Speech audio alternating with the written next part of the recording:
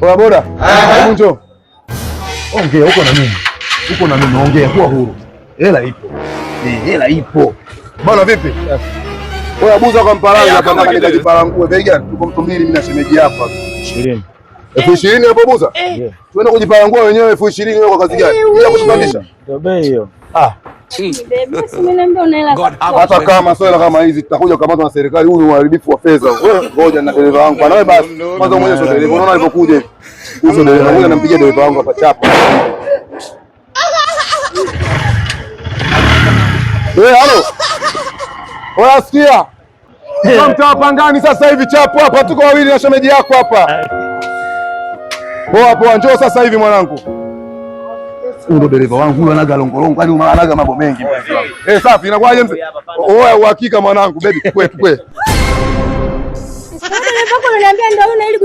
Baby huyu uhakika simuona kwanza alivyokuja. Yaani kaja shaki shandu kisia kitanda kibarabarani. Ndio hao hapa uhakika. Una akili kweli kwenye kitu chako? Ndio maana nimekuletea toyo pana hii hapo, ukipanda umekaa mama. Hivi mimi kuona kuniangalia kuanzia juu mpaka chini. Ukiniangalia yani kote kinaangalia, mimi napenda vitu kama hivi. Ndio maana nimechagua kwa sababu ni mpana, ndio maana ukikaa hapa unaenea mpenzi wangu. Wewe unaona nini? Ukiangalia mimi naambia unaenda kakusha kanipandisha hadi kuta kama hivi.